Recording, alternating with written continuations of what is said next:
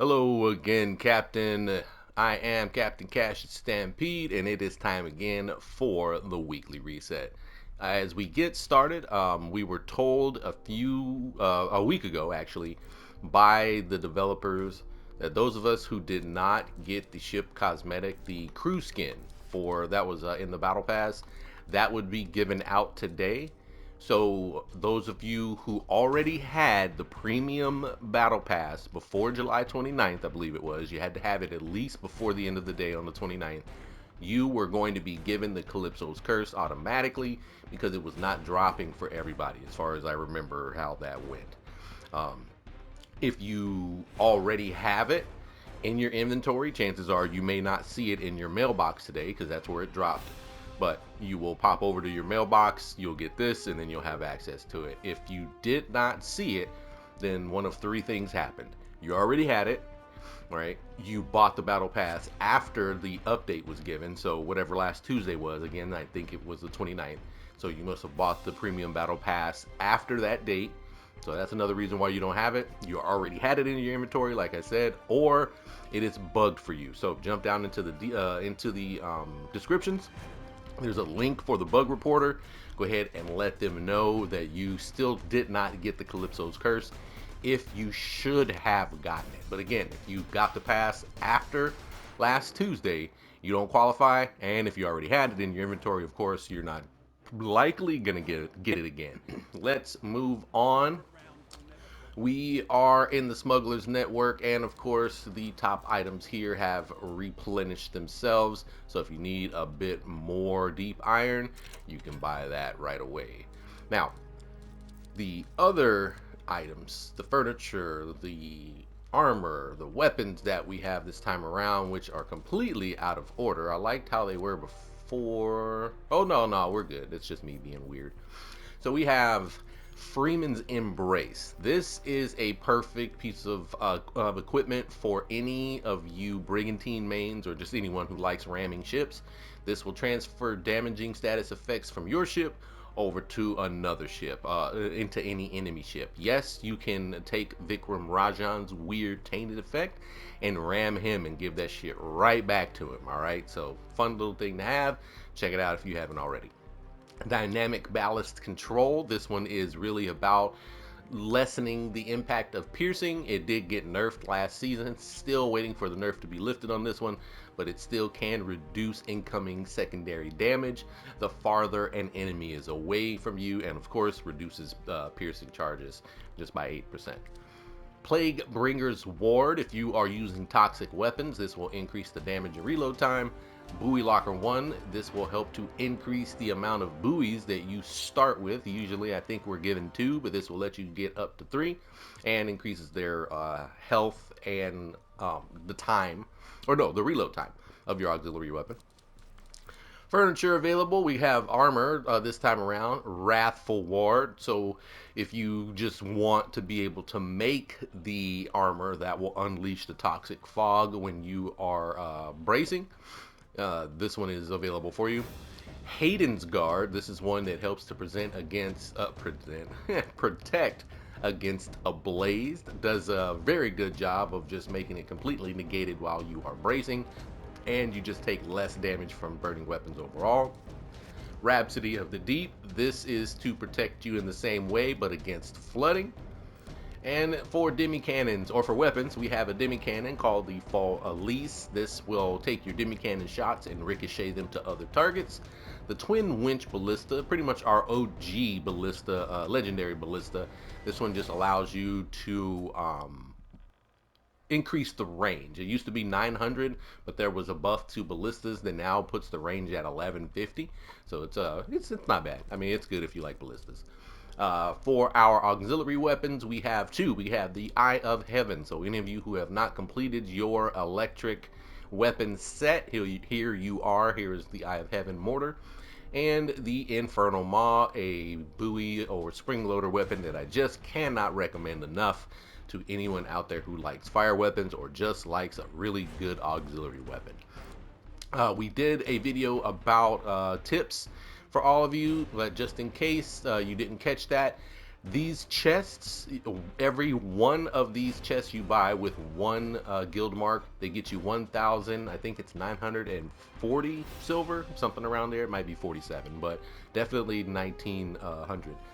You should purchase probably about 1,000, maybe even 2,000 of these, and save them for this weekend. There is a double silver event coming up, and we are thinking that the idea should be opening these chests might actually be these chests when opened might be doubled as well. Sorry I said that weird. So buy a few of these, buy them anyway, because if you buy 1,000 of them you'll become a millionaire. But we're hoping that this weekend 1,000 of these may make you twice as rich. So purchase them when you need them, but also go ahead and stockpile them for the event this weekend, which is on our calendar actually. There it is, double silver event. So prepare for that. But we do still have the Manic Moonshiner event going. We are in the 2-week period left, so 13 days as of today. Any of you who are watching the frigate upgrade videos, or sorry, the frigate build videos, not upgrade, the Naga's Call, the very first weapon that we do, the explosive culverins, those are currently available with this event only. So if you do not have them yet, but you do like that build that I put together, or if you just want to put these things on the shelf for a later date, that's also a good idea. They are not bad. So pick up some illicit moonshine from the event, and you bring it over here to the account ledger. It's just a little book that's sitting right here next to Yanita. I'm pretty sure she'll wave at us once she gets a chance. Now, there they are, Naga's Call. I still have 7 of these things on my ship. Most of them have been ascended at this point. So, you know, as this event wraps up, I'll probably be purchasing a few extra. The Nash card, these are the long guns that come with ghastly mending. Essentially, it's the soul perk that you get that heals your ship, but it's a long gun, so it's just half as good. 5% instead of 10, but if you hit a weak point, it's multiplied by 700%. This is also where you get the new bombards. The Ashbreaker is here. You can purchase some of those. You can purchase the new furniture. It's called a Trunnion Furnace. Right now, it is pretty not great. It's kind of meh. It's supposed to take culverins shots and give you a chance to spread them to other targets, but I think they need to increase that chance up to about 50% and maybe even extend the range out to about 200 meters because it's just not as great as it could be. But Divine Wind, another very, very good bombard. This one has electric in it. If you have not seen it yet, but there'll be a link at the end of today's video for our bombard build that we did with these on the SAM book. If you don't use the SAM book, you can use that same build that we put together and it will be effective on any ship that you're running, just not as effective because of the fire bonuses that you get from the SAM book. Klein Carto, this is an explosive demi cannon, has a 3% chance to give you a delayed explosion, but I like to point out to everyone that 3% chance is based on every pellet that comes out of the demi cannon. There are 18 pellets per shot, so you have 18 3% chances to inflict that delayed explosion. So it can happen a lot more than you think it would, is basically what I'm trying to say there. You are still going to be able to get your deep iron plates and deep iron pieces. You have all season to get these. So I think you had 3 of these and 40 or 44 of these, one or the other. I can't remember the exact number, but you have all season, or not, sorry, not all season.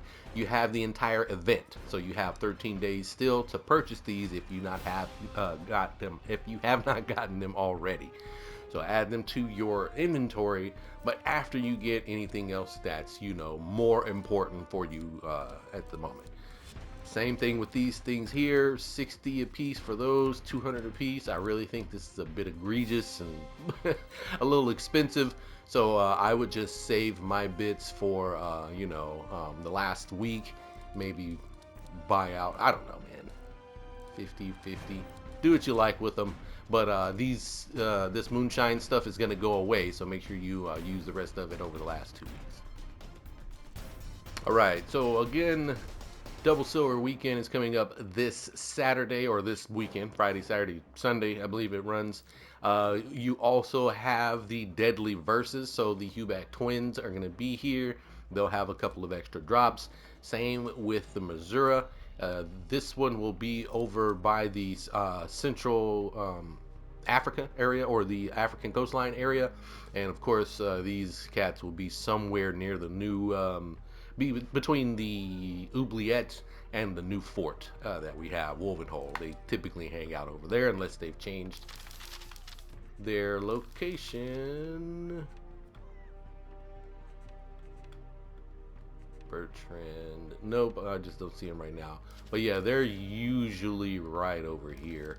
The Missouri is probably right there, huh? Yep, there it is. So, in case you're looking for it, this is where you will find those events. And the last thing, as I mentioned, we'll just put it right here on this page while we hang. Patch notes. So this one really just goes over one specific bug and fixes it. It is the combat bug that we were getting, the taunted effect that we were getting while we're in combat. Fixed an issue causing players to be stuck with the taunted status effect. This effect was caused by killing a ship on World Tier 2 that had the intimidating pressure affix. The method of that application has also been updated to be more forgiving. Instead of being constantly active, it is now charged over time. Before, Taunt was persistently active for all hostiles within 150 meters surrounding the AI. Now, the taunted status effect is now charged 20% per second for all hostiles in a 150 meter radius surrounding the AI. Taunt gets activated once fully charged. As before, Taunt remains active for 18 seconds, reduces damage output by 40% to all targets except for the source of the taunt. Okay, so that's good to know. But obviously, this happens after you've defeated a ship, so the ship that's causing the taunt is no longer on the field anyway. So kind of keep that in mind. But yeah, a shitty perk. I did not realize that that's what was happening with that. I didn't even notice that there was some sort of thing giving us taunt after a ship was done. But wow, giving us 100% taunt after a ship gets taken down, that is not cool. Not cool at all. But that is it, Captain. The last bit of news, like I said, really quick on the maintenance portion today, which is good because I was hoping that this thing wouldn't be 30 or 40 minutes long. But we are going to wrap it up on that. Keep an eye out for us this Saturday. We will be farming that event. Depending on how things go, we may go live today, Tuesday, later on this evening. But regardless what happens, we will see you in the seas, Captain. Take it easy out there.